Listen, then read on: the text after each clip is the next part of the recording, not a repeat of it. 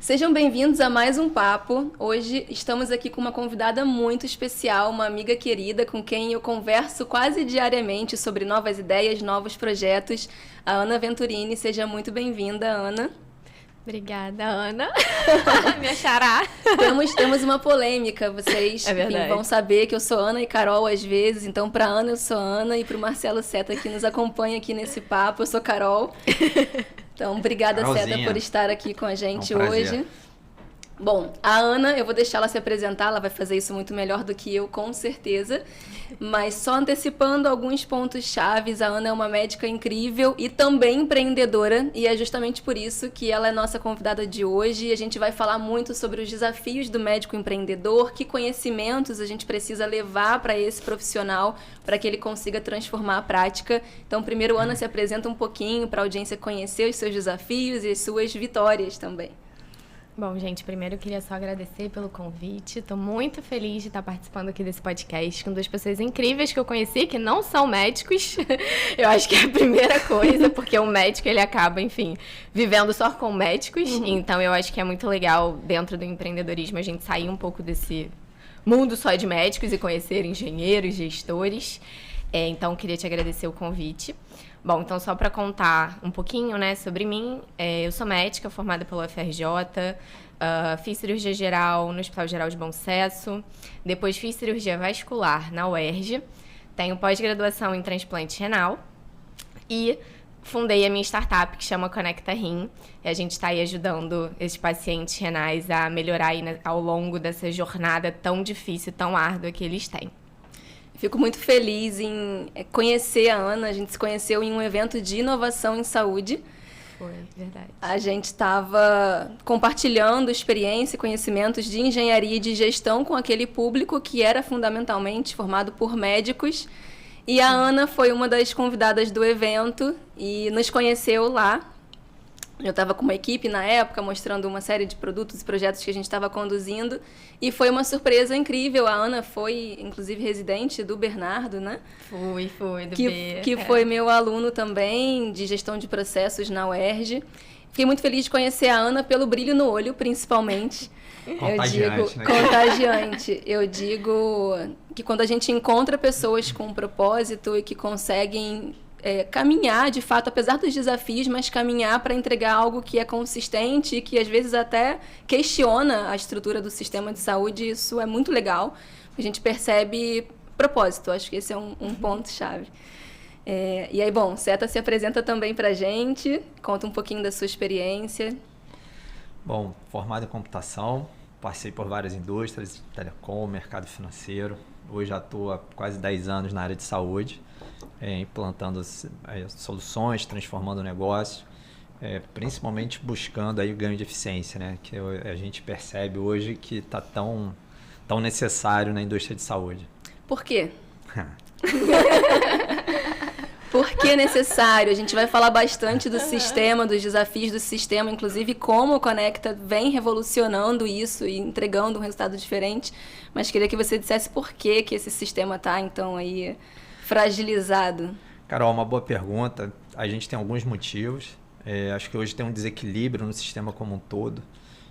Um desequilíbrio até financeiro, né? A gente lê muito, enfim. Acho que está até em evidência o assunto, a questão do desequilíbrio entre os operadores e os prestadores, tem impacto no final no bolso do paciente, né? Uhum. Todos nós hoje somos usuários de planos de saúde. Mas mais do que isso, né? Eu acho que não só a indústria precisa mudar, a gente não pode ter mais tratamentos fragmentados, a gente precisa estar olhando esse paciente como um todo, a gente tem que estar garantindo que existam processos estruturados, que esses desfechos possam ser medidos, que a gente tenha informação útil, dado estruturado para apoiar na tomada de decisão, não só clínica, mas também apoiando os gestores em investimentos, na condução do negócio, no direcionamento ali de estratégias. E é isso. Eu acho que a gente tem muito a apoiar, muito a contribuir nessa discussão. Ana, conta um pouquinho pra gente como você, percebendo esses desafios do setor e enxergando esses atores que precisam se relacionar, mas a gente vê fragilidades nesse entendimento. A gente tem ali uma competição soma zero, muitas vezes, para que um ganhe, o outro precisa perder. E de que forma você enxergou oportunidade nesses gaps? Como você percebeu que empreender o caminho para ajudar a resolver esse problema? Tá, vamos lá. Porque eu acho que assim, né, desde quando a gente entra na faculdade de medicina, para começar, né, o médico não tem a menor noção de gestão e ele não é ensinado ao longo de 6 anos. A gente fica lá estudando toda assistência, diagnósticos ultra mega difíceis e a gente não tem uma aula sobre gestão, sobre marketing, sobre finanças, não tem absolutamente nada. Então você sai daquele mundo cor-de-rosa da faculdade de medicina e acha que vai ser lindo. Você vai para o meio né, do seu trabalho, da sua residência e tudo vai funcionar. E aí você, pelo menos pra mim foi assim, que foi o meu primeiro impacto. Eu cheguei na residência de cirurgia geral e nada funcionava. Sim. Processos fragmentados, departamentalizados. Nada. Cultura da culpa também, né? Muitas vezes. Exato. E aí, enfim, até puxando um pouco, né, para mulheres, né?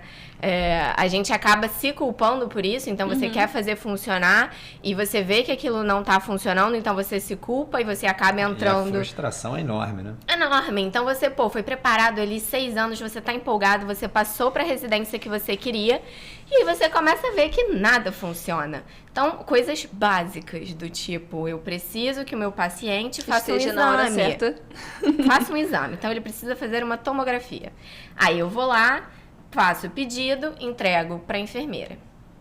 3 horas depois, nada aconteceu. E aí você fica assim, tá, o exame não desceu, ninguém chamou o maqueiro, cadê o maqueiro? Não existe maqueiro. O pessoal da radiologia não tá na radiologia, foi almoçar, porque aí você já... Entendeu? E aí você já perdeu 4, 5 horas... Sim. Daquele seu tempo precioso de um diagnóstico importante pro seu paciente. Perfeito. Isso assim, isso é só um exemplo, tá? Porque eu posso dar exemplo em todas as áreas. Sim. Perfeito. Que a gente, enfim, que eu vivenciei. Então, assim, eu acho que a minha frustração, né? Foi um motivador aí, né? Foi um motivador, porque foi logo na cara, assim. Eu entrei na residência geral, de cirurgia geral, achando que ia ser lindo, maravilhoso, que ia fazer medicina, aquela medicina bonita, né? Fazer diagnósticos difíceis, estilo House, né? Você chama de House. Sim. Aí eu falei, adoro. Adorava. Eu falei, gente, vai ser isso. E não era. Então, era eu empurrando a maca porque não tinha ninguém pra levar meu paciente pra fazer o exame. E aí, assim, a questão aí você acha que isso é só na medicina pública. E você vê que não é. Sim. Então, a sua frustração só continua. Entendeu? Então, enfim, e aí meio que tudo isso começou nesse primeiro ano. Foi uma sementinha que foi plantada. Que eu falei assim, gente... E assim, mas o que eu vejo é que muitos dos meus colegas, na época, hoje em dia eu acho que a cabeça tá mudando, mas muitos dos meus colegas, eles não ficavam tão revoltados quanto eu ficava, né? Do tipo, é muito do que o Seta falou, do tipo, eu queria ser eficiente, né? Eu queria fazer o básico. Você queria fazer o melhor possível, dados os recursos que eram disponibilizados ali naquela organização. E você entende que você não consegue fazer. Sim. Quando a gente pensa em saúde pública, inclusive, a gente está falando de acesso, né? Usar melhor os recursos significa aumentar o acesso à população àquele serviço. Sim. E aí, enfim, acabou que plantou essa sementinha, eu falei assim, cara, não dá pra viver assim. E aí foi quando... Qual foi o primeiro passo, Ana?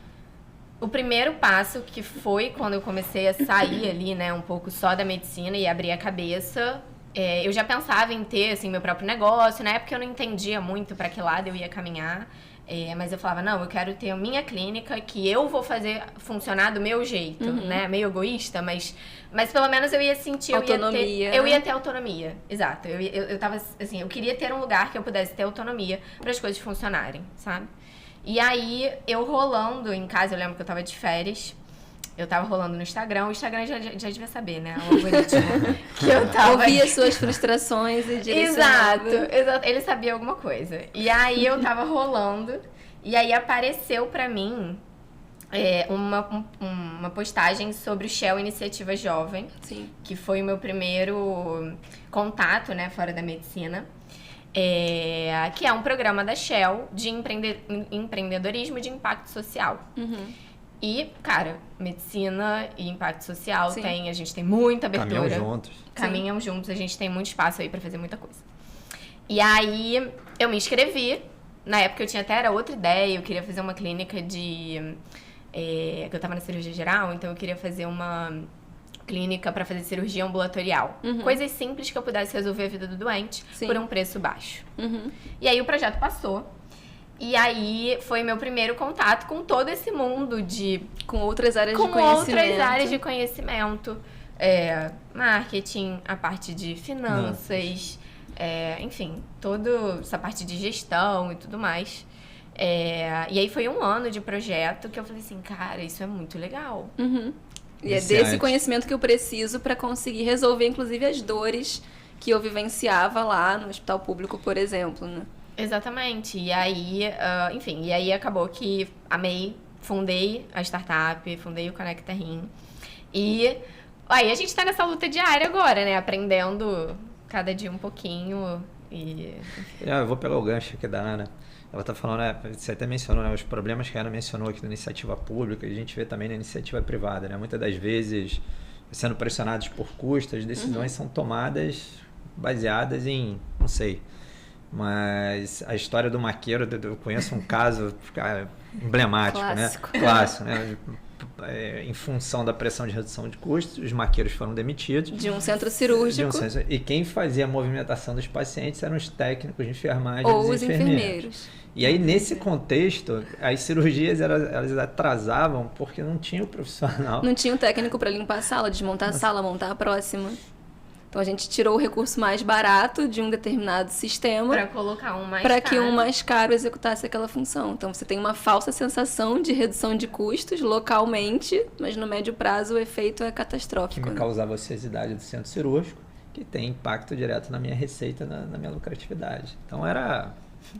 Viu, galera? Por isso que vocês ficam horas esperando o centro cirúrgico. Exatamente. Mas sabe, eu fiz uma enquete esses dias.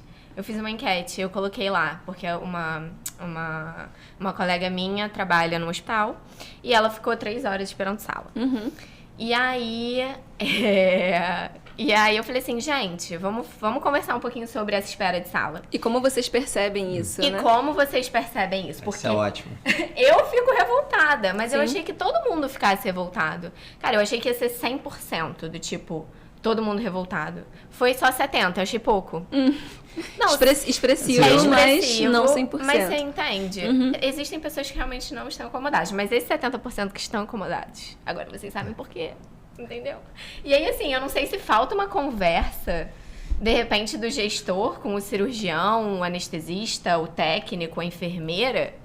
Pra organizar essa logística? Não sei. Aí acho que é a questão que a Ana fala muito, né? Da fragmentação. A decisão foi tomada olhando literalmente por uma fração muito pequena do problema, do processo e dos atores envolvidos, né? Toda essa logística, como você falou, não foi considerada. Alguém pegou um recorte muito pequeno desse problema e tomou a decisão. O problema é radical, tá bom, tiro 5 maqueiros. O maqueiro é o bem mais precioso. E quando a gente olha o processo, assim? Acho que esse é um desafio, inclusive, né? Eu venho conversando bastante sobre isso com a Ana, e ela é uma médica curiosa que quer enxergar o processo e entender que o atraso, ele não é um efeito local. Ele é consequência de uma série de outros processos que estão relacionados. E recentemente ela falou, eu quero visitar uma CME, né? Uma central de material de esterilização. Eu adoro. Por que você quer, Ana, conhecer a CME? Porque toda vez dizem que a caixa não chegou para minha cirurgia e cadê essa caixa? O que está acontecendo com essa caixa? Aonde ela foi passear? Onde ela foi parar? Então, a gente precisa entender processo, eu preciso entender o processo como um todo para perceber que efeitos que acontecem localmente ali dentro do centro cirúrgico, eles são reflexos, na verdade, são efeitos. E as causas, muitas vezes, não estão ali. Né? Então, a gente pode usar a ferramenta estruturada para conseguir envolver esses interlocutores. E aí você colocou, né? O cirurgião precisa conversar com o técnico, que tem que conversar com a enfermeira, porque são todos atores de um processo. E esse processo cirúrgico, ele não nasce ali na internação, né? Ele nasce muito antes. Eu preciso autorizar essa cirurgia, eu preciso agendar essa cirurgia antes disso. E se eu não olho isso de ponta a ponta, eu provavelmente vou pegar um recorte do processo, resolver localmente talvez eu até gere uma sensação ali de ótimo local, mas que não dura muito tempo, né? E que pode gerar consequências graves para o resto do processo. Falo muito com a Carol, a gente discute muito sobre CME. CME pra gente, eu acho que é a única área dentro do hospital, dentro da parte assistencial, que ela é praticamente uma fábrica. Né? Entra material sujo e sai material limpo. Claro que existe uma série de normas e processos a serem seguidos, mas ele não tem a complexidade de um diagnóstico, de uma cirurgia. Ele não tem uma árvore de decisão complexa. Né? Se ele é termosensível, ele segue um caminho, se não, segue outro, enfim. Obedecendo os parâmetros de cada um dos equipamentos e as normas técnicas. Mas, por mais simples que isso pareça, não importa o número de CMEs que você visite. As operações são completamente diferentes. Sim. Muito delas estruturadas sem pensar no processo, né? No fluxo desse material. Entendendo o nível de serviço, né? O cliente é o centro cirúrgico. Se eu não me colocar dessa forma, se eu resolver só o meu, vou processar tudo que entra, mas eu só tenho que processar o que vai ser consumido. Se eu processo e não consumo e tenho que reprocessar porque venceu a validade, ineficiência. Total.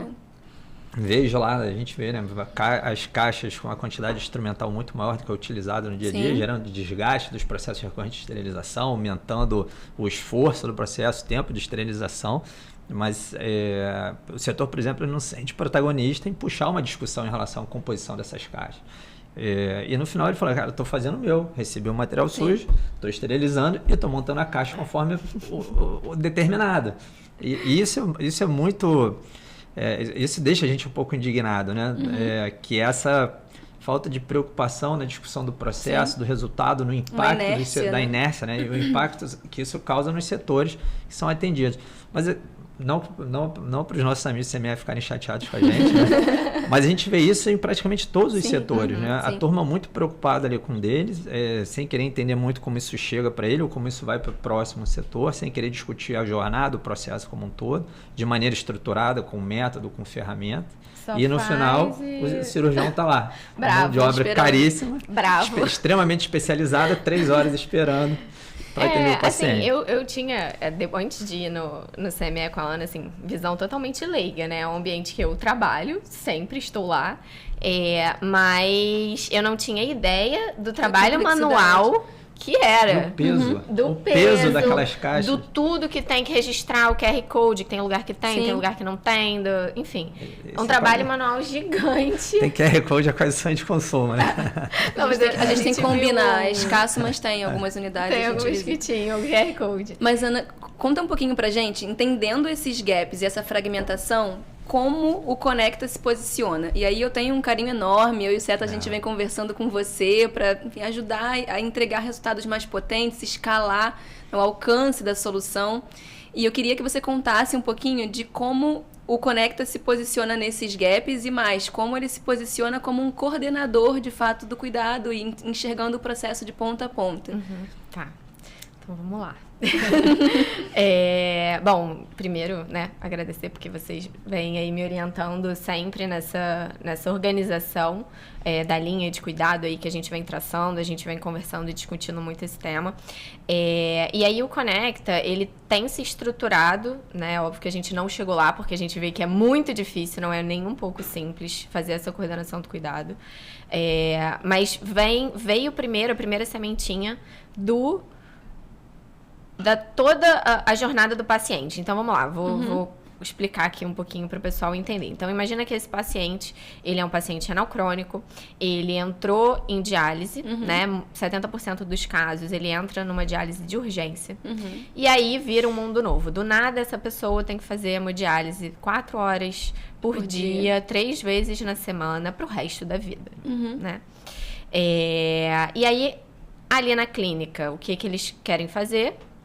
Hemodiálise, porque é o que eles estão né? O que eles se propõem a fazer. E até trazendo a discussão de remuneração, hoje a clínica ela é remunerada por serviço. Então a gente tem um fee for service nesse contexto. Quanto mais serviço eu presto, mais rentabilidade eu tenho ali associado a esse serviço. Então, ela está fazendo o esperado. O papel dela. Exatamente.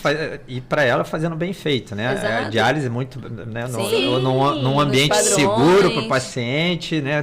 Promovendo ali o bem-estar e o prolongamento da vida do paciente, mas realmente sem se preocupar com todo, né? Como essa rotina afeta socialmente e até profissionalmente a vida desse paciente, né? Que passa a girar em torno de uma máquina. Exatamente. Então, a gente tem ali um paciente que levou um susto, começou a fazer um tratamento pro resto da vida. Ele tem, graças a Deus, lá o local para que ele vai fazer, né? 70% aí da população 80% é SUS. E muitas vezes tem, por exemplo, um psicólogo para 400 pacientes. Tem um nutricionista para 400 pacientes. Então, assim, esse paciente ele não consegue receber uma assistência por completo. A hemodiálise ele tá fazendo, beleza. Sim. Mas ele tá deprimido. Cuidado multidisciplinar. Obeso. Aí ele tá obeso. Em muitos centros, a gente não aceita fazer transplante em pacientes acima de 30 de MC. Então, esse paciente não é apto a transplantar, que hoje é o melhor tratamento. Então, assim, é uma série de coisas que ninguém tá olhando. Então, assim, a ideia ali do Conecta foi justamente integrar, olhar, né, de fora e não só, como você até falou, o maqueiro, né? Tipo, se eu olhar o maqueiro e tirar o maqueiro, beleza, mas olha o quanto de problema que eu gerei. Sim. Então, a ideia é olhar a jornada desse paciente e integrar. Não é um trabalho fácil, a gente tá vendo isso, mas a gente vai de sementinha em sementinha. Hoje em dia o Conecta, a gente tá levando muita informação para esses pacientes, conseguindo fazer reuniões semanais aí, entregando um plano nutricional, integrando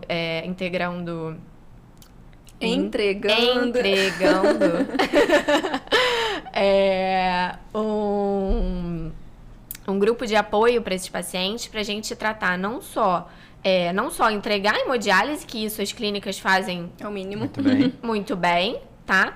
Mas entregar, meu Deus, vamos no curso de oratória, que eu quero saber do seu curso também, depois eu quero que você dê uma palhinha.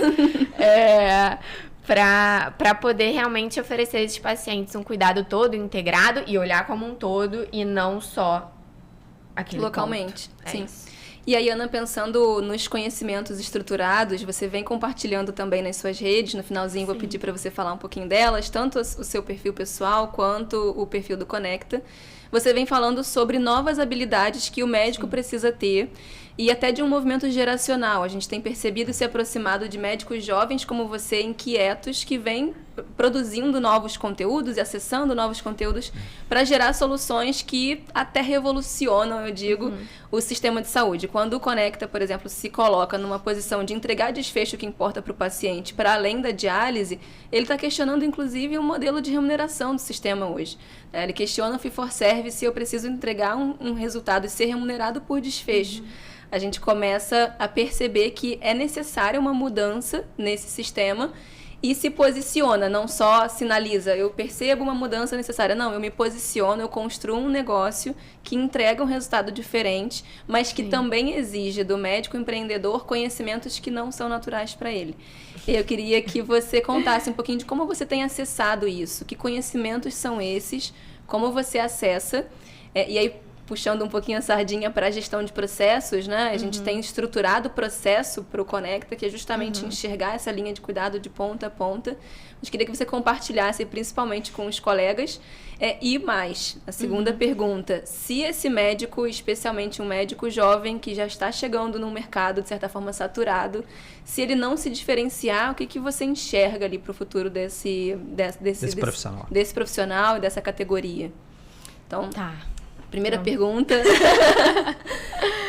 Então vamos lá. Primeira pergunta em relação como que eu busquei, né, esse conhecimento todo.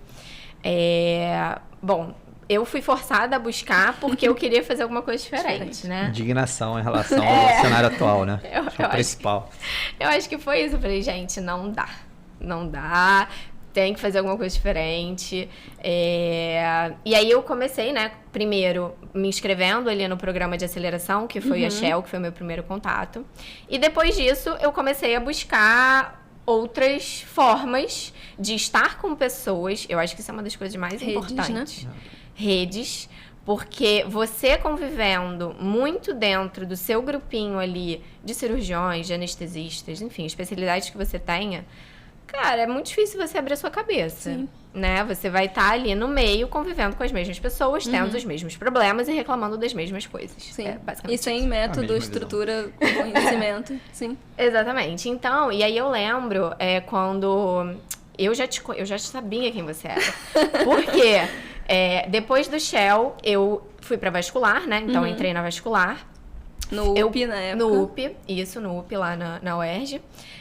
E cursei isso durante a minha residência ali de vascular, ali aquele ano. Foi onde eu conheci o Bernardo, que era um médico que já tinha uma visão diferente. Sim. Então, eu conversava muito com ele, a gente tinha uma troca muito legal. E ele falava muito sobre empreendedorismo na época, quer dizer, já tinha uma sementinha plantada nele. E aí ele falou assim, Ana, segue aqui essa página da UERJ, que era da Legos na época. E eu falei, tá bom. E aí eu comecei a seguir. Aí ele falou assim, fala com essa menina aqui, que é ela que é responsável pelo curso. Aí, no meio da pandemia, e eu mandando mensagem pra ela, Ana, quando é que vai abrir? Ana, quando é que vai abrir? Não conhecia.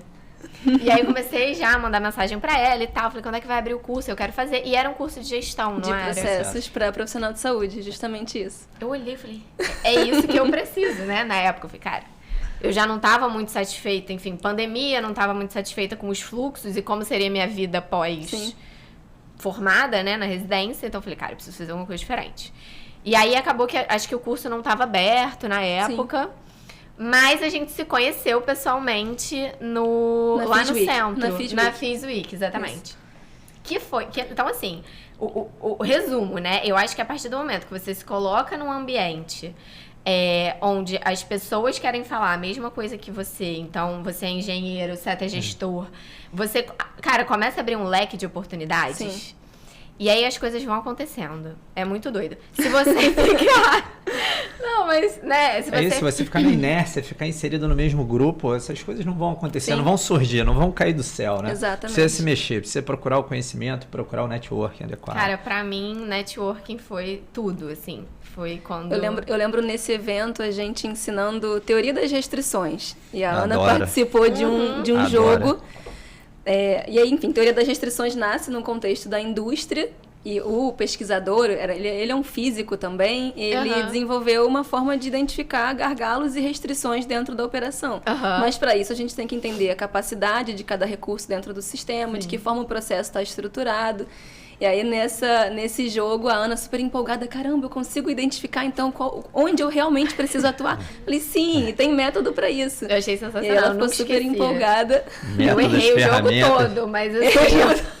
Então, você precisa testar, ela precisa testar nosso jogo de centro cirúrgico. Exatamente. Temos um jogo de tabuleiro desenvolvido. Legal, novo.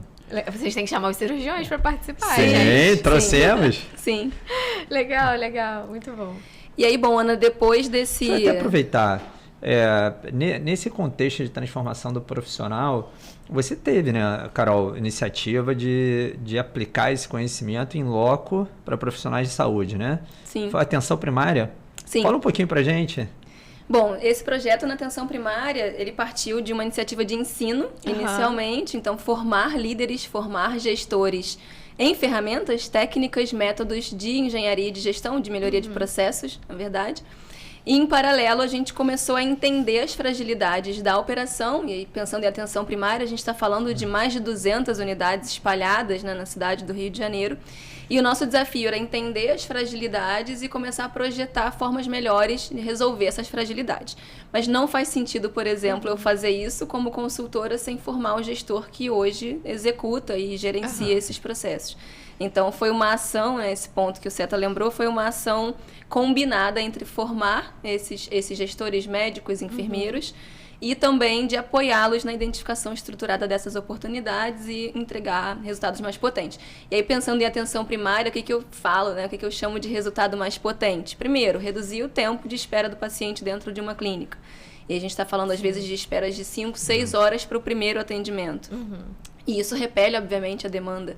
O paciente fica desassistido e se ele não tem um cuidado coordenado, muito provavelmente ele vai custar mais caro para o sistema, porque ele vai acessar uma unidade de emergência, por exemplo. E um segundo ponto, ampliar acesso. Se eu consigo reduzir o tempo médio de permanência do paciente dentro de uma unidade, eu naturalmente atendo mais pacientes. Então, esses eram os principais alvos, ampliar acesso, usar melhor o recurso público. Legal. E a gente só conseguiu fazer isso através de formação. Né? Então, gestores que, como a Ana, estavam inquietos e que precisavam entregar uma assistência melhor. Inquietos e indignados, né? Indignados, queriam melhorar, né? Queriam entregar. Exatamente. Porque é isso, às vezes é muito frustrante, né? Você se forma como médico, você quer fazer uma medicina de excelência e você não consegue. E não é porque você não estudou, porque você fez seu papel. Sim. Pô, eu tô lá 10 anos estudando. E aí o sistema não funciona, você fala, não. Eu preciso entender o que tá acontecendo. A gente pode mais. A gente pode mais, sabe? Sim. Eu acho que é por aí. Sim. Você percebe, Ana, seus colegas, esse movimento também, esse interesse em se aproximar de outras áreas? Como é que você tem observado isso de dentro? Então, tem, assim, claro, eu tenho muito contato com aqueles médicos, aqueles amigos que realmente você vê que eles gostam da parte assistencialista e que não incomoda tanto a eles. Então, ok. Mas, uma coisa até interessante que eu tava conversando com uma colega minha esses dias, é que ela começou agora a entrar na parte da medicina privada. Então, mesmo quando você tá ali no SUS, você tá no seu ambiente, no seu hospital, mesmo que o maqueiro demore, ou demore pra pedir um exame, você consegue. Você até se acomoda talvez até por um imaginário de que, e aí a gente brinca como síndrome de Gabriela, né? Sempre foi assim, nasci assim, o sistema nasceu assim, então você não se percebe enquanto protagonista para mudança ali, né? É tudo muito, acho que maior, né? Então, talvez...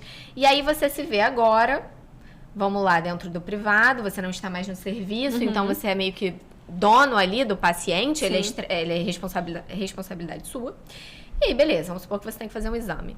E aí você tem que pedir autorização para o plano. Começa aí. E aí, esse plano demora 10 a 21 dias úteis para liberar o seu procedimento. E muitas vezes... Foi mal, certo? Não, é necessário reduzir a sinistralidade, né? Sim. Mesmo que reduzem não barreirando o acesso, né? Mas tudo dentro do combinado, tudo dentro das 4 linhas, né? É difícil como usuário do sistema. A gente volta para a competição do Soma Zero, né? É difícil como usuário do sistema, todos nós passamos por essa dificuldade. E quando a gente entende que, na verdade, a solução não é postergar o uso do serviço, né? E sim racionalizar o custo, o processo, a informação para que a gente tenha melhores resultados, né? E não simplesmente dificultando o acesso. Exato. E assim, a gente percebe, tiveram até alguns escândalos aí do pessoal das clínicas de estética, não sei se chegaram a ver, que estavam utilizando reembolso, um rombo de 4 bilhões, enfim. E aí agora tá cada vez mais difícil do médico que é ali, como é que eu posso dizer? Honesto. Sim, conseguiu o mínimo, conseguiu o mínimo pro paciente dele. Sim. Então essa amiga tinha esse paciente que ela precisava autorizar, o paciente tinha uma suspeita de câncer. E aí como é que você, médico, fica? Né? Você tem aquele paciente que você sabe que ele tem alguma coisa grave, você tá ansioso e você quer resolver a vida dele. Sim. Então, eu vejo que os médicos, eles estão começando a ficar um pouco mais revoltados. Eu acho que isso é bom, por um lado. Porque eles vão começar a se mexer. E talvez até querer aprender, né? Entrar nesse meio de gestão para tentar fazer diferente. E quando a gente vê o papel, e principalmente na saúde suplementar, esse médico ele começa a ser visto também como um potencial gestor.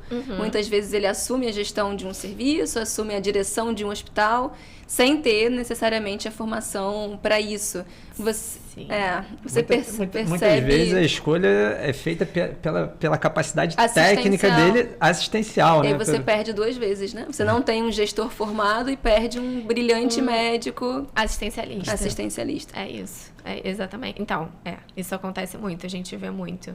Você consegue perceber, Ana, e a gente se aproximou lá no contexto da pandemia de médicos médicos não, na verdade eram ainda graduandos, acadêmicos de medicina que participavam de ligas, por exemplo, de gestão em saúde. Então, de certa forma, são pessoas que já estão sensibilizadas e já perceberam a deficiência formativa em uma determinada área de conhecimento e começam a buscar, através dos recursos que são ali disponibilizados e criados da universidade, buscar esse tipo de conhecimento. Mas me parece que esse médico percebe que ele pode ser um gestor, e aí não necessariamente um empreendedor, mas um gestor, e ele se antecipa, ele começa a procurar conhecimentos que não estão disponíveis ali na grade curricular dele. Você conhece, você percebe esse movimento? Então, essa pergunta foi boa. Porque eu lembro que quando eu estava na faculdade, eu formei em 2017, né? Então, não tem tanto tempo assim. Eu lembro que tinha uma cadeira, uma matéria, que era sobre gestão. E com o Dr. Mário Novaes. E um dia eu falei assim, eu quero fazer. Falei com o pessoal, falei, gente, vamos... Eu não sabia muito o que eu ia ver ali, mas eu falei, gente, vamos se inscrever aqui, vamos fazer no próximo período e tal. Todo mundo virou pra mim e falou assim, que, Ana? Claro que não, ninguém vai. Tipo, não vale a pena, né, os créditos e tal. Não vai, tipo assim... E aí eu me arrependo até hoje de não ter ido. Sim. Sabe? Porque eu acho que talvez se eu tivesse ido há 5 anos atrás, talvez a sementinha tivesse sido plantada antes de eu... Não me arrependo, eu amo trabalhar com o que eu trabalho, mas talvez a sementinha tivesse sido plantada 5 anos antes. Sim. Entendeu? E você já tivesse tido acesso a conhecimentos que poderiam ajudar e acelerar a jornada que você escolheu hoje, né? Exato, exatamente. E aí, olha que legal... Dr. Mário Novaes, ele é hoje em dia como é que eu posso falar? O orientador da Liga de Empreendedorismo lá do Fundão. Sim. Então, quer dizer, você vê essa mudança. Então, a cabeça de 5, 10 anos atrás já mudou, sabe? Então, a galera já fundou a Liga. Sim. Já mandei mensagem pra eles também. Legal. Então, assim, você vê que realmente eles chamam participantes ali, já chamaram, acho que o Rodriguinho, enfim, outros colegas que formaram comigo e que foram para esse meio de gestão, foram empreender, fundaram a própria empresa. Eu acho que isso aí tá mudando, sim. Com certeza. Eu percebo essa mudança quase geracional, né, na categoria. E a gente conhece uma galera que empreende na prática, né? A gente conversou com o Pedro, por exemplo, Pedro Santoro, que foi gestor de uma liga de gestão dentro da universidade, e logo depois conheceu o HackMed, que você também participa. Sim. E foi uma aceleração ali para ele criar um novo negócio e conseguir, então, entregar resultados que importam para o paciente. Eu acho que por isso as startups elas vêm se posicionando também nessa certa revolução ali, na mudança da lógica, tanto de entrega de resultado quanto de pagamento também do sistema de saúde, né? Carol, pegando aqui o gancho desse profissional médico, né, preocupado com gestão, que métodos, que ferramentas você traria para esses profissionais para apoiar a formação deles? Vamos lá, tem uma série, né? Um toolbox, como a gente costuma... Um toolbox, como a gente costuma falar, né? Quando certa pergunta métodos, a gente pode trazer vários de várias áreas, não áreas, mas até eras, quando a gente pensa em gestão da qualidade em saúde, por exemplo. Mas o MIASP é um método de identificação, análise e solução de problemas, que para mim é o clássico. Ele é um dos primeiros a ser desenvolvido. E na sequência, outros foram refinando algumas etapas, trazendo novas ferramentas. Então, quando a gente pensa em método, eu estou falando do arcabouço por trás e ferramentas, soluções mesmo, que a gente pode usar dentro de cada etapa dessas. E aí, ainda sobre método, a gente pode falar do DMAIC, do Lean, do Six Sigma, e aí depois eles se fundem, né, como Lean Six Sigma. Mas voltando ao MIASP, aí o pai dessa história toda, quando a gente pensa em estratégias para identificar a situação atual. Então, quando a Ana fala, né, mas quais são os desafios, com quem eu preciso conversar? A gente tem ferramentas dentro dessa caixinha, por exemplo, de modelagem de processos. Então, eu vou desenhar ali os meus processos, entender quais são os componentes, quem são os participantes, quais são os sistemas de informação que me apoiam.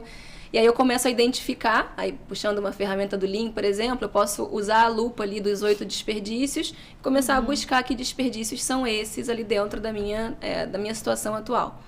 Eu vou resolver todos esses desperdícios? Não. Se eu tropeço num efeito e quero resolver esse efeito na melhor das intenções, muito provavelmente eu vou desperdiçar recurso. Mas Carol, você está dizendo que eu não tenho que resolver um efeito que atrapalha a operação? Às vezes você vai precisar mitigar, limpar a poça, mas entender o que está causando aquela poça, porque senão a poça vai voltar a existir. E a gente usa, por exemplo, ferramentas de análise como o diagrama de Ishikawa, como 5 porquês, a árvore de realidade atual também, que nasce lá da teoria das restrições. É um jogo que você... Vou abrir um parênteses aqui.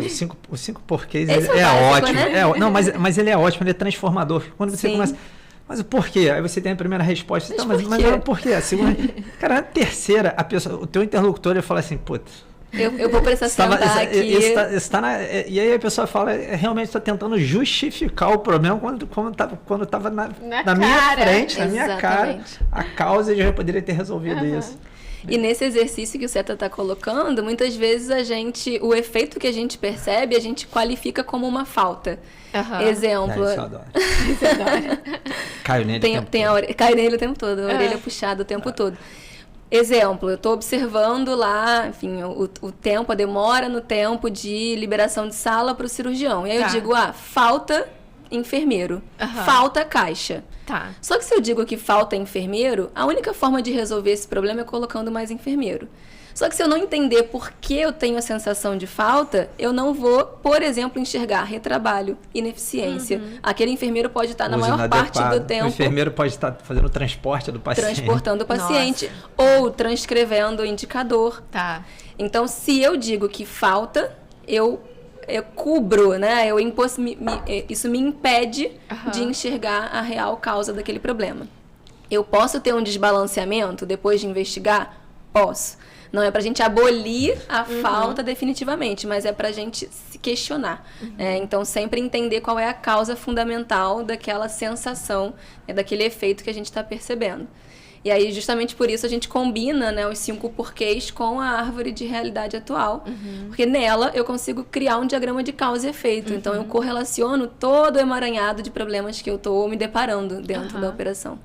Então, essa segunda fase ali, né, da análise, depois a gente projeta a solução, aí eu preciso sentar com os especialistas. Isso que eu ia perguntar. Exatamente. Na verdade, desde o início eu preciso sentar com os especialistas, porque quem conhece o processo é quem executa. E mais, se eu não envolvo essas pessoas desde o início, elas provavelmente não vão topar a mudança que eu estou propondo ali na frente. Eu que vou fazer uma pergunta agora. E Diga. Quando você está de frente com esses especialistas, como que foi a sensação que você teve dele... Achar que é o detentor de conhecimento. Isso, exato. Qual foi a resistência? Existiu alguma resistência ou eles foram abertos ao que você estava trazendo? A gente sempre tem de tudo, né? Em uma organização, em qualquer contexto. Você tem um entusiasta. Exato. A gente tem aquele gestor, aquele líder, médico ou enfermeiro, que sente as dores e não sabe realmente por onde começar. Então, ele já reconheceu isso. Ele já percebeu que é uma fragilidade. Eu tenho boa intenção, eu enxergo os meus processos, enxergo os meus problemas, tento resolver na melhor das intenções, mas não surte o efeito que eu espero. E aí quando você diz, olha, tem uma forma diferente, a gente pode analisar e entender o que realmente é causa. Ele se sente ajudado. Caramba, que bom que alguém trouxe uma estratégia ali para mim que vai me proporcionar usar os meus conhecimentos técnicos direcionados. Então, tem alguém me ouvindo, respeitando o meu conhecimento, o meu processo, a minha forma de lidar com a minha organização, mas que me traz ali ferramenta. E aí a gente é apoio metodológico. Eu não vou questionar a prática clínica, não vou questionar em protocolo assistencial. Eu vou gerar e proporcionar, na verdade, ferramentas para que ele possa, com o conhecimento dele, com a experiência dele, enxergar aquilo que realmente tem que ser resolvido. Então, a gente tem esse perfil, que, em geral, acho que enfim, é a maioria, tá? Quando você, na largada, né, no início, já se coloca como apoio metodológico, já explica qual é o seu papel ali, que você não quer sobrepor a experiência, sobrepor a experiência dele, ele fala, caramba, alguém tá me ajudando, né? Tá fazendo comigo. Não funciona se eu chegar com uma verdade absoluta e disser, você resolve isso, tira uma queira, faz... Porque não funciona mesmo. E não funciona até porque o engenheiro, e aí o gestor, o gerente, ele tem o entendimento das ferramentas, mas ele não tem um entendimento aprofundado do processo, né? Do que é executado ali dentro da operação. Então, acho que tem que ser uma fusão. Tá? Se não for uma fusão ali, uma aproximação combinada, não funciona. Para mais amizades sinceras e verdadeiras. Engenheiros e médicos. Tem um ponto que é importante que você falou, né? Em relação ao desconhecimento do gestor. com o processo, mas não que ele desconheça o como tem que ser feito. A questão é, eu tenho esbarrado muito com isso, entre o processo que foi idealizado, discutido e implementado, ele vai sofrendo alterações conforme a gente vai ter o turnover de pessoas, adaptações de sistemas, dificuldades sistêmicas, mudanças do dia a dia da operação. E o gestor ele acaba tendo uma imagem, uma visão de que aquilo que foi combinado é o que está sendo cumprido na ponta. Sim. E muitas das vezes, quando a gente chega na ponta, cara, o combinado não é cumprido. Sim. Assim, mas é uma distância tão grande entre o que o gestor imaginava que era o dia a dia da operação e o que de fato as pessoas estão executando, que inclusive torna muito difícil esse processo dele de perceber as oportunidades, melhorias, fragilidades e tomar a decisão de que atitude tomar, né? Acho que às vezes isso até acaba começar, né? Por onde começar, e isso acaba esbarrando lá naquele caso caricato do tira o maqueiro. Né? Sim, isso era muito boa. Sim, e aí na sequência, depois de fato enxergar quais são as causas, aí sim a gente vai projetar a solução. Que podem ser soluções que envolvem mudança de processo, de sistema de informação, de recursos humanos, de aquisição ou de liberação de outros recursos dentro da operação. Então, o projeto, a solução, né, a ferramenta que vai resolver aquilo, ela só pode ser definida depois que eu encontrei o problema. Sim. E a gente tem aí a máxima, né, do martelo. Eu não quero saber se é parafuso ou prego, eu tenho um martelo. Só que se eu já tenho um martelo, você perdeu todo o momento e a oportunidade de enxergar se é um parafuso ou se é um prego. Sim. Qual que é o problema de fato? E o que acontece se eu uso o martelo para qualquer problema? Muito provavelmente eu desperdiço recurso, porque eu não vou resolver a causa. Eu desperdiço recurso, tempo, motivação das pessoas, aí a gente gera frustração. A série de frustrações. Exatamente.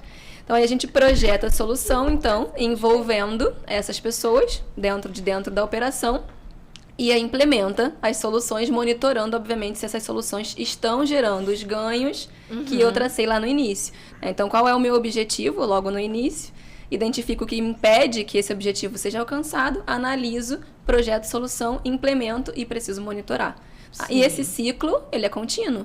Porque eu resolvo uma série de causas agora, mas as que ficaram, ou novas que venham a surgir, elas vão interagir com o meio, inclusive com o meio externo. Então, a gente precisa voltar a iniciar esse ciclo de tempos em tempos para que a gente consiga, então, aumentar essa performance a longo prazo. Bom, a gente está se aproximando, infelizmente, do fim desse papo. Não é um papo que termina aqui. Certamente a gente vai continuar conversando, pensando novas formas de entregar valor para o paciente, entregar resultados que importam. Ana, eu queria que você deixasse uma dica para os seus colegas de profissão que querem empreender ou que estão indignados onde estão, que tipos de conhecimento eles podem acessar. E eu também quero que você deixe as redes sociais do Conecta para que as pessoas possam conhecer e até utilizar, dependendo da necessidade do paciente. Tá, eu acho que vou manter ali minha primeira dica que a gente falou aqui, conversou ao longo desse podcast. Saiam do seu mundinho só da medicina. Conheçam pessoas diferentes, conversem com pessoas diferentes. Já tenho 2 aqui. 2 dicas? 2 dicas. Façam contato, conversem com pessoas diferentes, que a sua cabeça vai, assim, abrir um mundo de outras oportunidades. E por aí vai, sabe? Eu já tô, assim, até estudando tráfego pago. Muito bom. Nesse nível. Então, fazendo curso de finanças. Tráfego pago, vambora. Já descobri o que é o CAC. Se você não sabe o que é o CAC, gente, vamos correr atrás. Você tem uma clínica, você tem que saber o que é o CAC.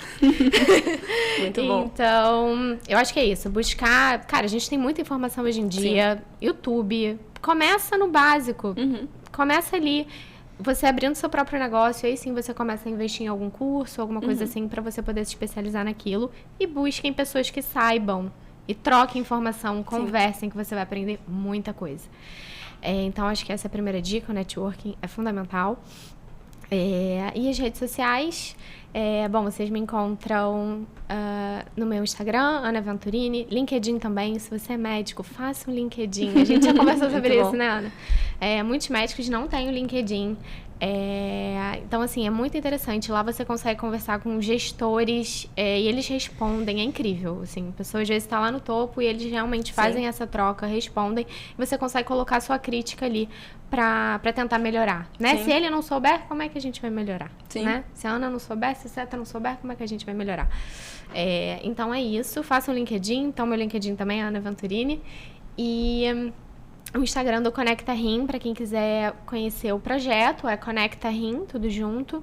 E lá vocês têm podcast que a gente está fazendo sobre informação que a gente está levando aí para os pacientes renais. A gente está no Spotify também, com o Conecta Rim. E no Facebook também, tudo Conecta Rim. É bem fácil, gente. Obrigada, Ana, por ter topado, por ter brilho no olho, por estar próxima da gente. É uma alegria enorme. Por nos inspirar. Fico muito feliz que você tenha topado estar aqui com a gente. Espero que seja só abre portas aqui para que a gente possa compartilhar muito mais conhecimento, experiências práticas, desafios, porque eles são os nossos motivadores. Obrigada. Seta, última dica aí para a audiência que quer aprender sobre gestão. Minha dica de sempre, venham conosco, sigam-nos. Acho que a gente tem muito a contribuir, tem um olhar diferente de outras indústrias, uma boa formação. Eu acho que tem tudo para a gente fazer uma troca e atingir grandes resultados, né? Como a Carol fala, resultados cada vez mais potentes. E, cara, aproveitem, se tiverem a oportunidade, conheçam o Conecta Rim.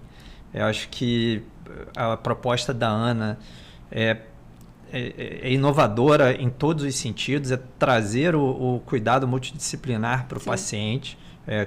De fato, se preocupar com o desfecho de uma maneira integrada, estruturada, com processo, com informação. Enfim, vocês médicos, né, que pensam